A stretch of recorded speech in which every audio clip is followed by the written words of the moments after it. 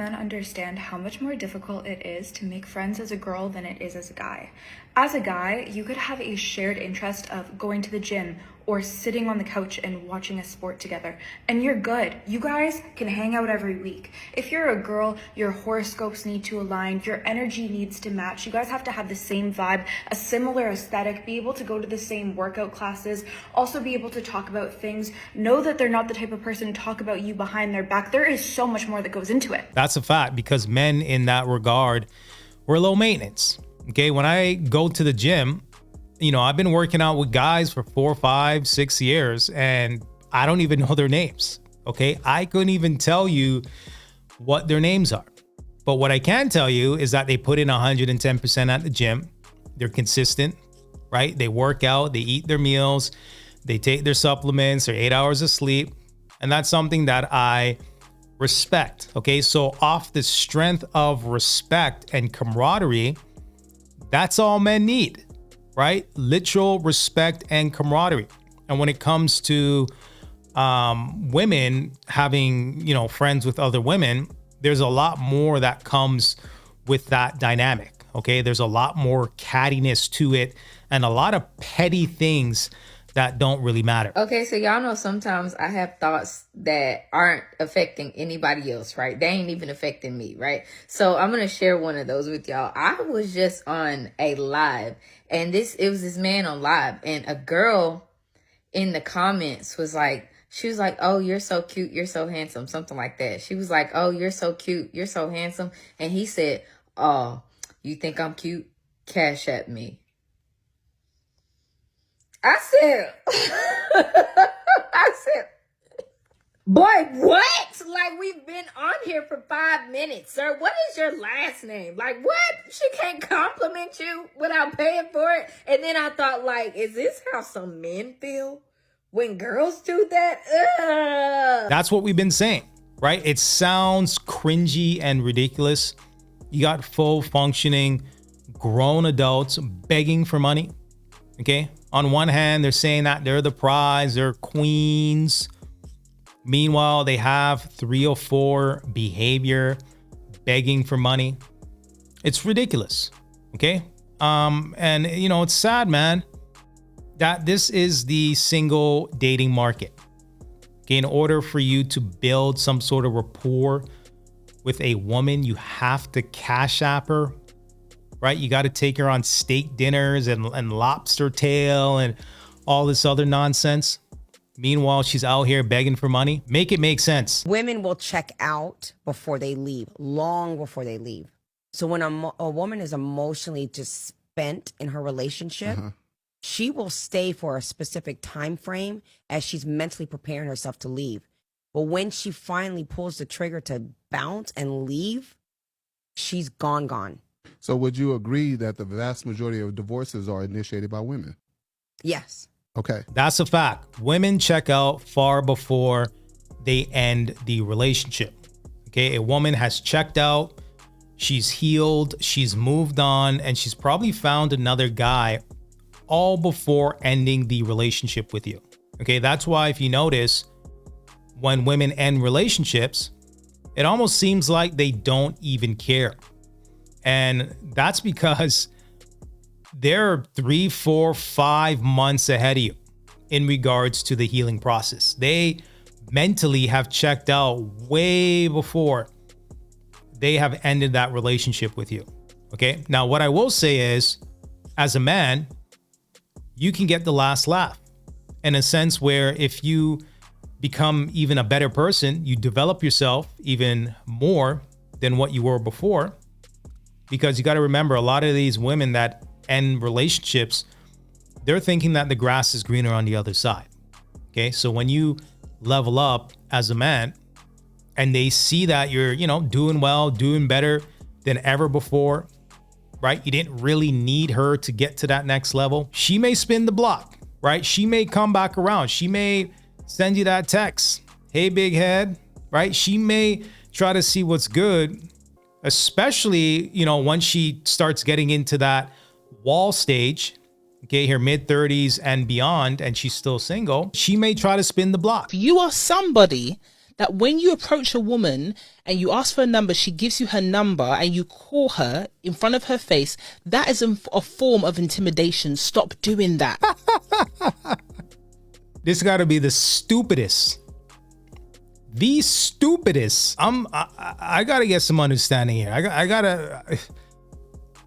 Okay, hold on. Okay. Let's play this again. That to be Somebody that when you approach a woman and you ask for a number, she gives you her number and you call her in front of her face, that is a form of intimidation. Stop doing that. Yo.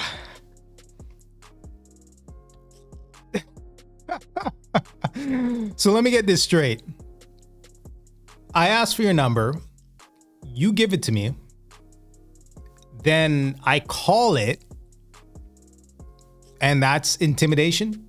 So why did you give me your number to, you know what I mean? Like, if you're not interested in a guy, just say so. Hey, I'm not interested, got a boyfriend, whatever dumb excuse these modern women give. I mean, you're not interested. It's as simple as that. So because I call you, that's a form of intimidation? What? Bruh. Guys, make sure you like, comment, and subscribe, please. I am losing brain cells making these videos, okay? Like the video, subscribe, show your boys some love. So I seen this post, right? I forgot who shared it, but the post basically was just like, stop going out with no money because you think a man finna buy you a drink, right? And it's that kind of mindset right there, because I'm not the type of woman to go out with no money and expect a man to buy me a drink. I'm not that kind. But if a man buy me a drink, then okay, cool. But what is wrong with you men? Like, what's wrong with some of y'all? Like, and these are the same men who just be acting like that's why you're not getting no play, because you ain't up in no pay. You know what I'm saying? Nobody's asking you to buy the bar out.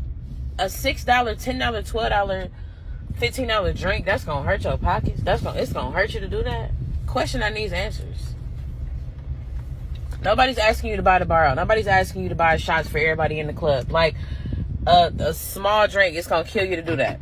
And there was so many fragile men on there, like, yeah, I don't know what's wrong with these females nowadays. They always expect for a man to spend some money, and you always expected for somebody to give up some. Now, when I go outside, I'm not expecting for a man to buy me a drink, but look at me. Why would he not? But that's besides the point. I just don't like a lot of men have their panties in a bunch, and it's really disturbing. No. It can't be the masculine energy that is deterring these guys from buying you anything. No. It can't be that. It has to be the guys having their panties in a bunch as to why, because you're so much of a catch that, they're losing the opportunity on buying you a drink. Okay? You can't make this shit up. If you were feminine or the woman that you think you are, guys would be lined up to buy you a drink. Okay? You wouldn't even have to say anything. All you would have to do is show up, to be honest, for a guy to buy you a drink. So the fact that guys are, I guess, taking you out or inviting you to go to the bar and they're not necessarily buying you doesn't make sense. The other thing it could be is the fact that one drink turns into 2, into 3, into 4, so on and so forth. Then you want food. Then you want dessert. Then you want coffee. Then, you know what I mean? Like, it's just ongoing thing. It rarely ends in just one drink. And a lot of these modern women go on these foodie dates thinking that, they're going to get a hot meal, crab legs, hookah. They're going to get the works on a man's dime versus getting to actually know the person that's in front of you. So every morning on my run, I pass the same guy. He's out walking his dog. Sometimes he's with his young son. Sometimes he's not. But every morning I say, good morning. Hey man, what's going on? And every morning he ignores me. This morning, flat out ignores me. This morning, I guess I passed by his house. He's coming out of his front walk. I'm passing by. We're closer than we've ever been, like 5-6 feet apart. And I say, hey man, good morning. Doesn't look at me, totally ignores me. Obviously, your boy has a problem with Miss Jade. I don't know why, but he does. But some of y'all are feeling the same way. You're out doing your thing. I'm out doing my run, right? And I want him to acknowledge me. And some of y'all are doing your thing and you want acknowledgement, man. I can't talk. You want acknowledgement from, I don't know, your parents. You're finally getting your life together and you want them to say something and they're not saying anything. You want to acknowledge at your job because you're working your butt off. Man, you're doing overtime hours. You're doing whatever it takes. They're not acknowledging you. Some of you, you want the government to acknowledge you. Man, you're paying your student loans. You've been paying through the whole pause. You want them to acknowledge you, maybe give you a little forgiveness, but it's not always like that. We have to do what we know is right to do and what we know is good to do simply for our own selves. We may never get the acknowledgement. We may never get somebody to go, hey, great job. I see you. You're doing great. Does that change the fact? Does that change what we know we should be getting up and doing every single morning? No, it does not. Keep doing your thing. You don't need acknowledgement from anybody except God. Welcome to the life of an average man, okay? No acknowledgement, no pat on the back, just work. So, like, I don't get it. You're trying to force a complete stranger to acknowledge you. He's just not interested in you, right? Maybe he's married. Maybe he's in a relationship. Maybe he's talking to somebody. Maybe he doesn't find you attractive. And that's okay. Right? I don't understand why you're forcing him to acknowledge you. Right? I mean, that's kind of creepy, don't you think? Right? Could you imagine you're messaging a girl on Instagram? Hey, beautiful. Hey, beautiful. Hey, beautiful. Hey. Right? Like, women are gonna call you creepy for, you know what I mean? Like, constantly trying to impose. So I think the moral of this particular clip is you got to be confident within yourself. You know what I mean? Like, you got to be confident in who you are. And, you know, for women, because we know they need validation like oxygen, get the validation from your family and friends, right? The people that actually matter in your life. I don't understand why you would want to seek validation from a complete stranger, which is a man. Okay, you mentioned that he has his kid with him, so maybe he's in a you know what I mean? Like, there's just so many different variations of his dating scenario, and for you to kind of impose your will on that, I mean, that's kind of weird. Hey, baby, y'all gonna hate me, but y'all keep giving me more content. Why is it that we as women can never admit that we're wrong? And then when we get caught in a spot where it's like, damn, he was kind of right, instead of just saying, you know what, you was absolutely right, we get shysty and spiteful. Y'all in my comments talking about my age, talking about my image, calling me pick me all of a sudden. You know what's messed up about not being able to take accountability for things? You can't grow there. If you can't take accountability and acknowledge the fact that you were in the wrong or another perspective was valid, you cannot reflect. If you can't reflect, then you get stuck in this small little cage called it's called I don't got the fuck time. And then you never grow. Don't nobody want to deal with that, babe. Y'all coming at me crazy like I wasn't that same woman I'm speaking on. If this fly don't get on my damn face. I literally used to be in this position. What you calling me a name for? Because I've grown? Because I've evolved? Because I've took the time to actually pour into myself and realize, damn, I was nagging. Damn, I wasn't listening. Damn, I wasn't capable of receiving. Y'all got to do better. And if you going to call me names, make sure it eats. Okay? Pack it up. All right, guys, so there you have it. I try to leave at least one decent clip in these compilations. Okay, I try to give you guys a sliver of hope because there are good women out here. Okay, despite making these videos every day, losing brain cells, there are good women out here. Very few and far between, but there are good women out here. And it's unfortunate because these good women, okay, women that are actually speaking sense and understand the male dynamic, the male perspective, and what we go through on a day-to-day basis, it's unfortunate that these women are going to be called a pick-me.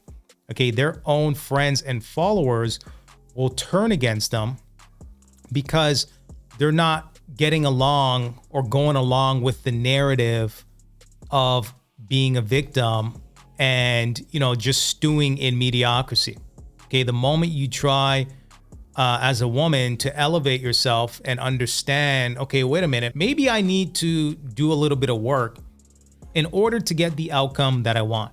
Let me go ahead and look at myself in the mirror and have a real conversation. That's how you know you're dealing with a real woman, okay? When she is putting in the work to actually better herself, okay? Despite what the sisterhood wants to do and to hold her back and to not see her grow and to develop, it takes a real woman to kind of push past that, okay? Because you got to understand, society is not going to hold their feet to the fire.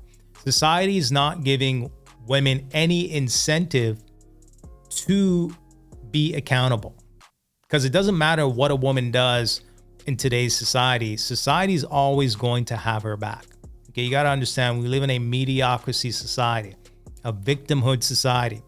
So again, for a woman to kind of push that boundary, to want to do better, to seek and to understand and to grow and to develop, yeah, I mean, that's a woman that you want to add to your life. Okay, a woman that is going to add value beyond just the physical. Okay, what else can she add beyond the physical? When I have the post-nut clarity, what happens then? Can I have a real conversation with you? Can we discuss rational things to progress this relationship forward? Can we problem solve? Can we come to conclusions? Can we have a plan and write things on the whiteboard and identify our next move in life? What's life going to look like in the next 6 to 12 months? How are we going to structure our life? Are you swimming in debt? Do you have debt? Do you have bad spending habits? These are the types of conversations that you want to have with women to determine if they're even worth being in your life. All right, guys, let me know what you guys think about this video in the comment section below. Go ahead and provide me some feedback. And until next time.